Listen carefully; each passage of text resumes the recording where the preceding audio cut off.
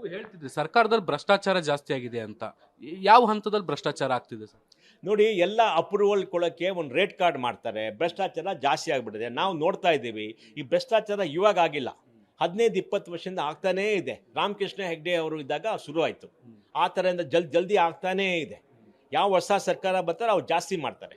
ಎಲ್ಲ ಕಡೆ ಜಾಸ್ತಿ. ಇವಾಗೆಲ್ಲ ರೇಟ್ ಕಾರ್ಡ್ ಮಾಡಿದ್ದಾರೆ ಎಲ್ಲ ಕಡೆ.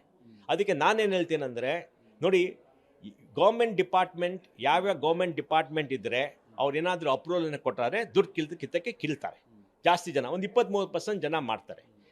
ನೀವೊಂದು ರೇಟ್ ಕಾರ್ಡ್ ಹಾಕ್ಬಿಡಿ ಡಿಪಾರ್ಟ್ಮೆಂಟಲ್ಲಿ, ಇಷ್ಟು ದುಡ್ಡು ಕೊಡಬೇಕು ಚೆಕ್ಕಲ್ಲಿ ಭ್ರಷ್ಟಾಚಾರ ಮಾಡಿ ತಗೊಳ್ಳಿ, ಎಲ್ಲರಿಗೂ ದುಡ್ಡು ಕೊಡಿ, ಕೆಲಸ ಮಾಡಿ. ಭ್ರಷ್ಟಾಚಾರ ಮಾಡಿಬಿಟ್ಟು ಕೆಲಸ ಮಾಡಲ್ಲ. ನೋಡಿ, ನಮ್ಮ ನೇಬರಿಂಗ್ ಸ್ಟೇಟು ತಮಿಳ್ನಾಡು ಅಲ್ಲಿ ಭ್ರಷ್ಟಾಚಾರ ಇದೆ, ಬೇರೆ ಸ್ಟೇಟಲ್ಲೂ ಭ್ರಷ್ಟಾಚಾರ ಇದೆ. ಅದು ತಮಿಳ್ನಾಡಲ್ಲಿ ಏನಾಗುತ್ತೆ, ಭ್ರಷ್ಟಾಚಾರ ಆಗಿಬಿಟ್ರೆ ಮಿನಿಸ್ಟರ್ ಮಾತಾಡಿದ್ರೆ ಅವ್ರು ಹೂ ಅಂದರೆ ಕೆಲಸ ಆಗತ್ತೆ, ಬೇರೆ ಕಡೆ ಕೆಲಸ ಆಗತ್ತೆ, ತೆಲಂಗಾಣಲ್ಲಿ ಕೆಲಸ ಆಗತ್ತೆ. ಕರ್ನಾಟಕದಲ್ಲಿ ಮಿನಿಸ್ಟರ್ ಹೂ ಅಂದರೆ ಕೆಲಸನೇ ಆಗಲ್ಲ. ಇದು 10 ವರ್ಷದಿಂದ ಆಗ್ತಾನೆ ಇದೆ. ನಾವೆಲ್ಲ ಮಿನಿಸ್ಟರ್ ಹೋಗಿ ಕಂಪ್ಲೇಂಟ್ ಮಾಡ್ತೀವಿ, ಆಗಿಲ್ಲ ಅಂತ. ಮಿನಿಸ್ಟರ್ ಏನು ಮಾಡ್ತಾರೆ, ಮೀಟಿಂಗ್ ಕಳಿಸ್ತಾರೆ. ಮೀಟಿಂಗ್ ಕರೆದ್ಬಿಟ್ಟು ಎಲ್ಲರಿಗೂ ಹೇಳ್ತಾರೆ ಮಾಡ್ತೀವಿ ಅಂತ ಹೇಳ್ತಾರೆ. 2 ತಿಂಗಳಾದ್ಮೇಲೆ ಓದಿ ಕೇಳಿದ್ರೆ ಏನೂ ಆಗಿಲ್ಲ ಸರ್, ಮೀಟಿಂಗ್ ಕಟ್ತಾರೆ, ಬೈತಾರೆ, ಮಾಡ್ತೀವಿ ಸರ್ ಅಂತ. ಇನ್ನೂ 2 ತಿಂಗಳಾದ್ಮೇಲೆ ಬರ್ತಾರೆ, ಅವ್ರಿಗೆಲ್ಲ ಅಬ್ಯೂಸ್ ಮಾಡ್ತಾರೆ, ಅವಾಗ ಕೆಲಸ ಆಗುತ್ತೆ. ಇಲ್ಲಿ ಅಫಿಷಿಯಲ್ಸ್ ಕೇಳಲ್ಲ. ಭ್ರಷ್ಟಾಚಾರ ಎಷ್ಟು ಕೆಟ್ಟೋಗ್ಬಿಟ್ಟಿದೆ ಅಂದರೆ, ನೀವೊಬ್ಬ ದಿವಸಪ್ಪ ಒಂದು ಇನ್ವೆಸ್ಟಿಗೇಟ್ ಜರ್ನಲಿಸ್ಟ್ ಮಾಡಬೇಕು, ಸ್ವಲ್ಪ ಇದು ಪೋಸ್ಟ್ಗಳು ಇದು ಆಕ್ಷನ್ ಮಾಡ್ತಾರೆ, ನಿಮ್ಗೆ ಗೊತ್ತಿರಬೇಕಲ್ಲ.